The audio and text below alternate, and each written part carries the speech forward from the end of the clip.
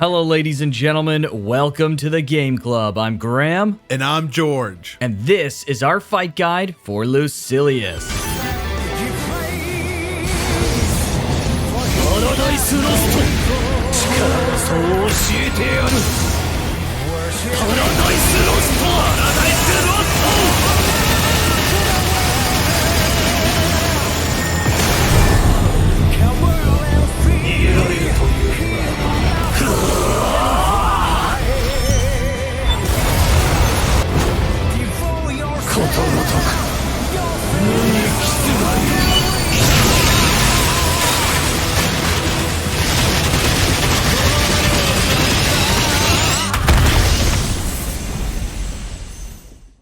Lucilius is a high difficulty, high intensity proud fight that will put your build, character, and you to the ultimate test. Whether you still need your first clear or want to improve your Lucilius runs, this guide will break down every single one of his attacks and walk you through the 5 different phases of the fight. So let's begin by establishing some ground rules. First, let's split the arena into 2 sides, dawn and dusk. Certain attacks always occur on one of the 2 sides, so this is important to remember. Second, some of Lucilius's attacks mirror moves in the mobile game, making them easy to distinguish with their existing name. But there are many attacks that are Relink originals and are unnamed. Any attack that doesn't have a name will receive a TGC original name, but we'll do our best to pay homage to the mobile game in our naming conventions. Third, if an attack gives a debuff on hit, but you die to that attack at the same time, you won't get that debuff. So believe it or not, there are some attacks that if you're unable to dodge,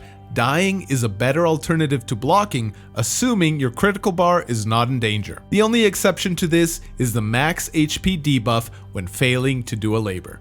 The fight starts with Lucilius casting Paradise Lost. Explosions litter the ground and rays of light sweep in from the dawn and sides of the stage. The best way to deal with this attack is to not panic. As chaotic as the attack seems, it's actually manageable if you know what you're looking for. On the dawn side of the stage, purple lights will indicate where rays will soon appear, allowing you to move or prepare to dodge. The circle explosions are slow and they're not very big. With the correct positioning, you can easily avoid them. Once Paradise Lost is over, you'll begin Phase 1. Phase 1 is a battle phase that introduces the majority of the attacks that you'll deal with throughout the fight. The fight always starts off with the Orbital Fall attack. Lucilius creates a vortex that draws players to him, and orbs will fall from the ceiling in a scattered pattern. If you're hit by one of these orbs, you'll take medium damage and be inflicted with the SBA Seal debuff, which prevents you from using your SBA. This is quickly followed by Orbital Spread. Orbs will surround Lucilius and quickly spin outwards in a counterclockwise direction. These orbs inflict medium damage and Skill Seal, preventing you from using your skills if hit. It's recommended to dodge into both of these attacks towards Lucilius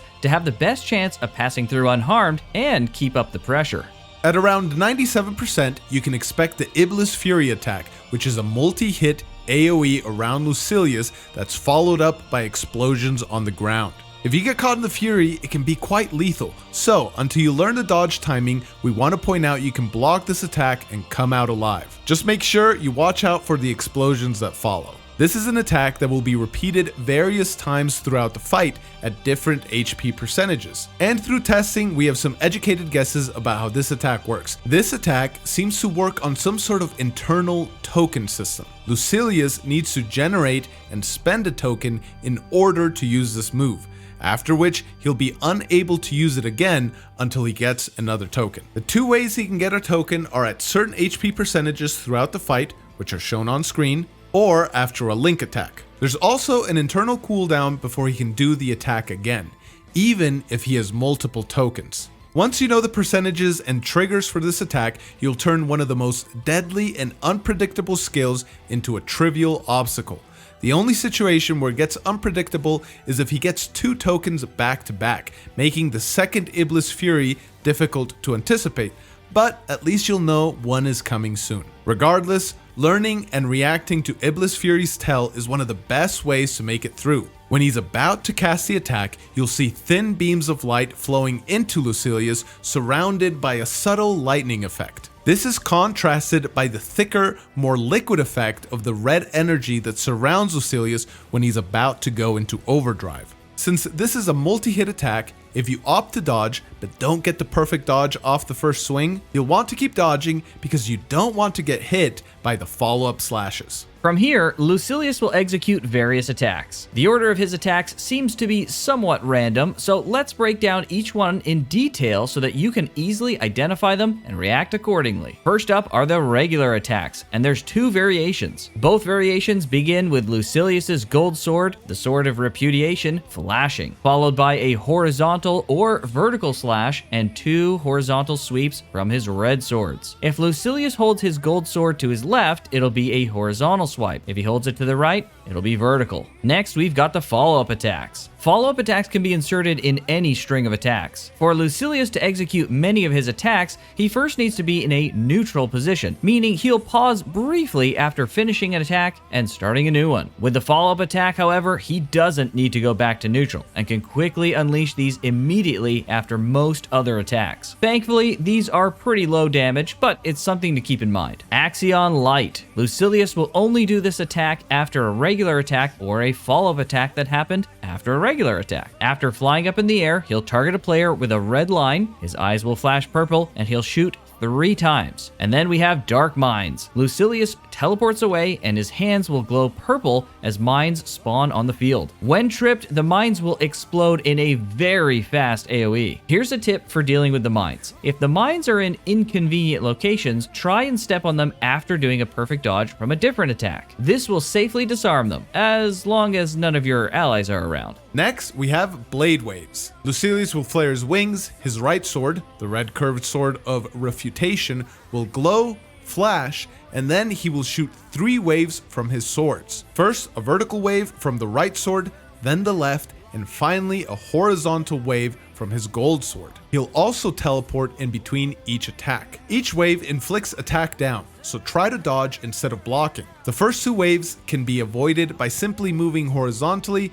The last one, however, needs to be dodged.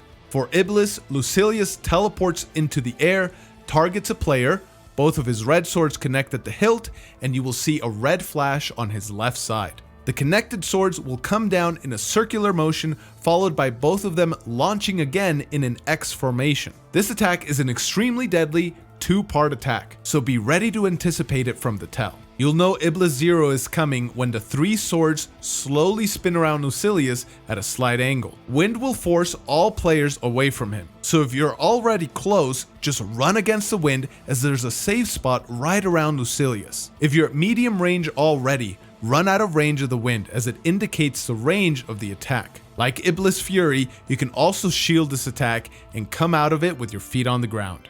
And these are the bulk of the attacks you'll be dealing with throughout your time fighting Lucilius. Some of these attacks will receive an upgrade or variation in later phases, but we'll address them when we get there. Now that we've gotten these explained, to progress to Phase 2, you'll have to continue dealing damage in Phase 1 until you get Lucilius into overdrive, which is typically around 85%. Once in overdrive, Lucilius will begin 7 trumpets, where you must resolve 12 labors, or mechanics, with Paradise Lost being the finale. With the exception of the 12th, each unresolved labor will inflict the whole team with a negative 20% HP debuff, which stacks to 99%, or 5 failed mechanics, leaving you at 1 HP. The first set of 4 labors is called Stigma. A punishment cast bar will slowly fill up over time. If the bar fills completely and you have any unresolved labors, you'll receive the max HP debuff for each. Within Stigma's labor, you'll see Crimson, Cerulean, Golden, and Emerald circles,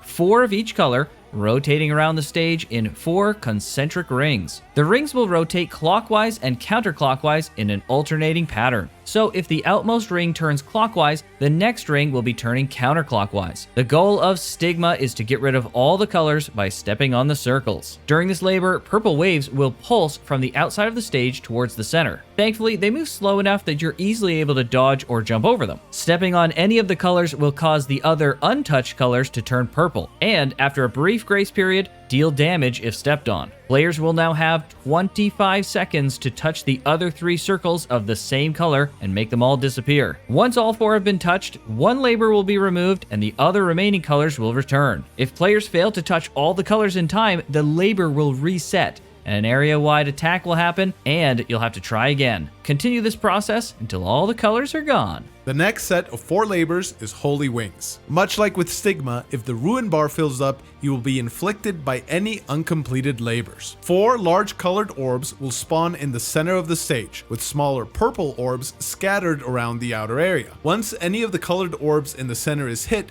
4 streams of light will shoot and change the color of 4 random purple orbs. You now have about 25 seconds to attack and destroy the smaller orbs of the same color that was hit in the middle. As you're destroying the orbs, multiple red lasers will appear across the stage. Thankfully, these are relatively easy to deal with as they will target wherever players are standing. Once you get the timing down, you'll be able to mitigate the lasers with good positioning. If you fail to destroy the smaller orbs before the timer is up, they will generate purple waves and you'll have to try again. If the 4 small orbs are destroyed, the corresponding center orb will shatter. Continue this process until all orbs in the center are destroyed. The third stage in 7 Trumpets is Trinity of Terror. Once again, if the Halfus bar fills up, you will receive the relevant debuffs for any failed labors. In this stage, Lucilius' swords spawn on the stage and attack players. The goal in this stage is to destroy all 3 swords. The Sword of Repudiation, a gold one, will always spawn on the dusk side of the stage. If left alive too long, it will spawn golden orbs on the ground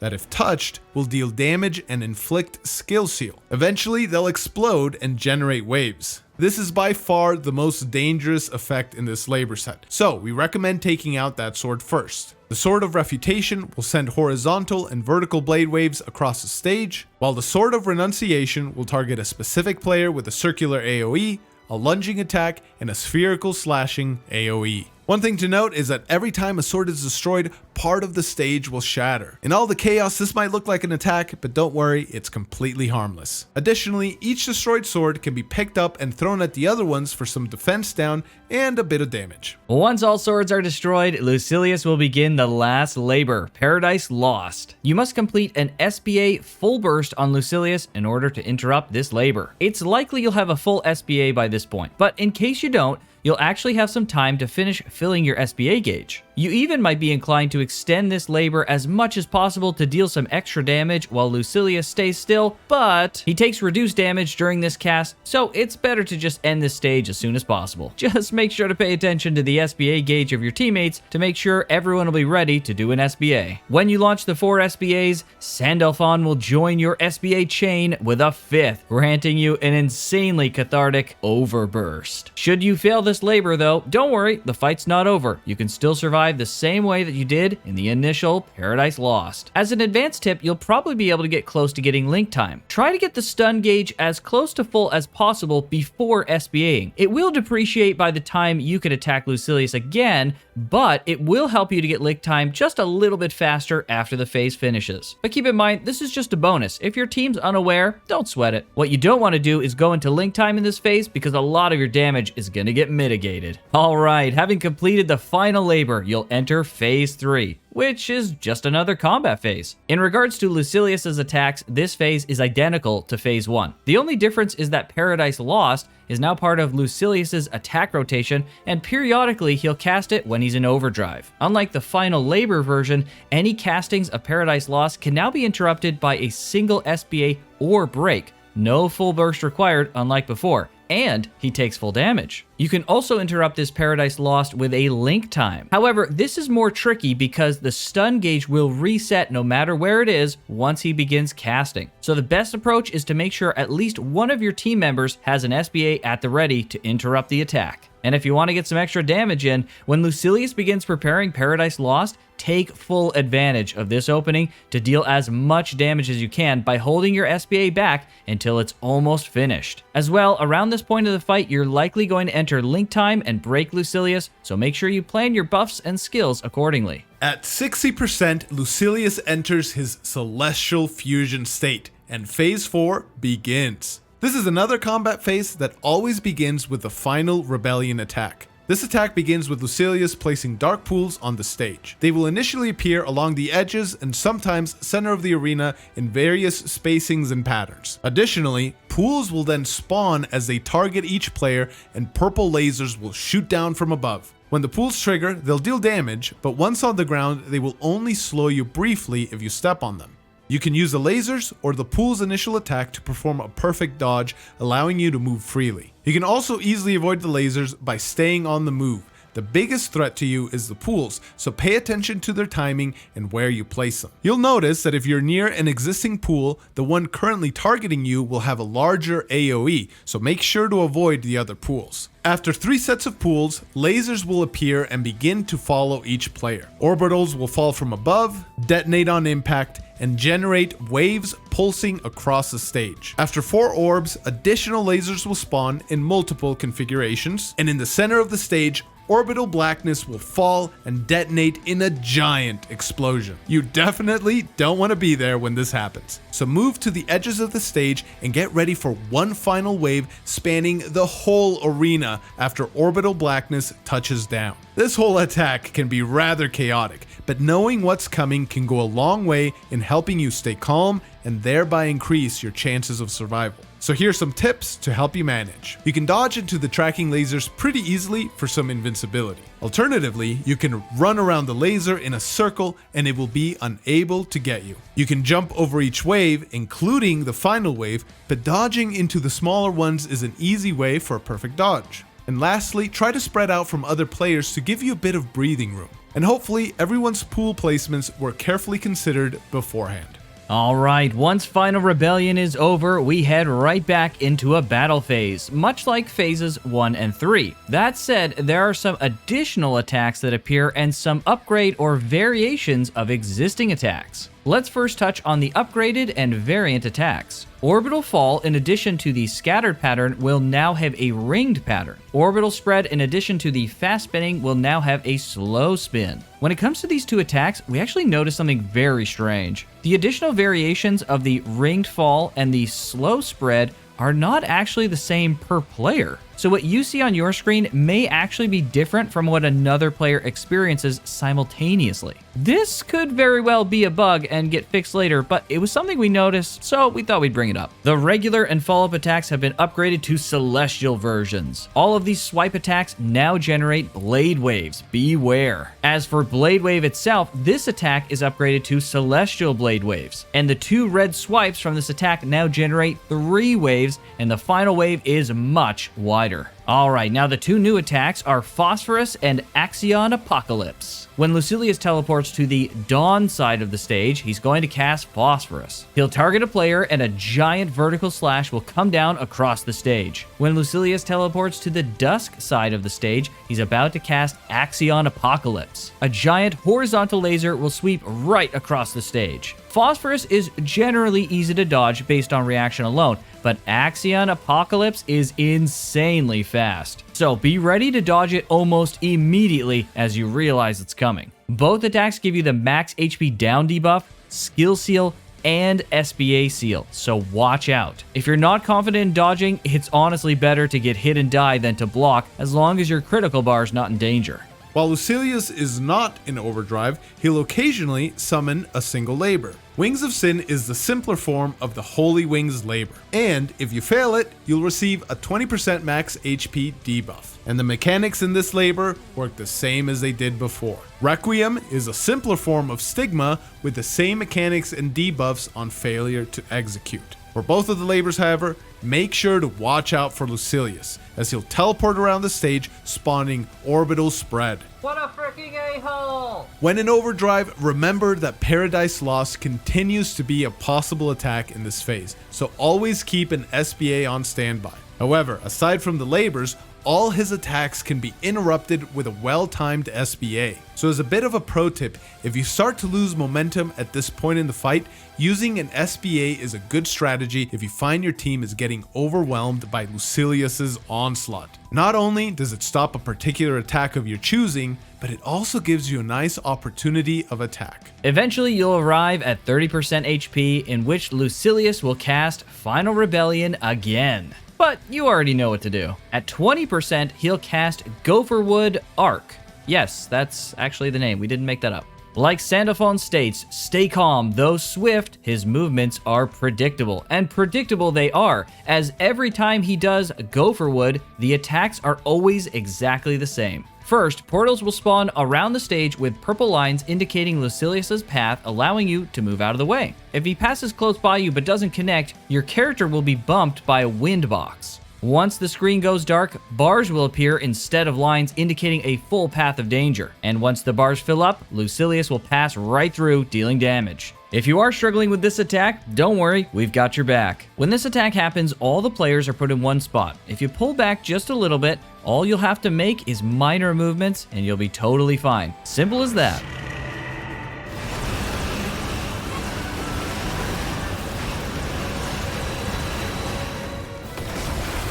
Just before 30% HP, with a well-timed Link Attack, SBA, and or Break combo, you can actually burst Lucilius below 10% health and skip straight to Phase 5, skipping these two big attacks. And at that 10%, at last, you've reached it, the end, the DPS check. Purple pillars will spawn in Lucilius's swords in the same orientation they did in Trinity of Terror, and they also behave just like they did in that labor. If you destroy them, you can even throw them at Lucilius for a defense down debuff. But mostly, it's just better to focus them down. Bonus safety if you've got some SBAs on hand too. There's not really much more to say about this phase other than you'll want to inflict as much damage as possible. Unless you're under-geared, once you've reached this point, you're generally going to be successful as long as your team stays on their feet.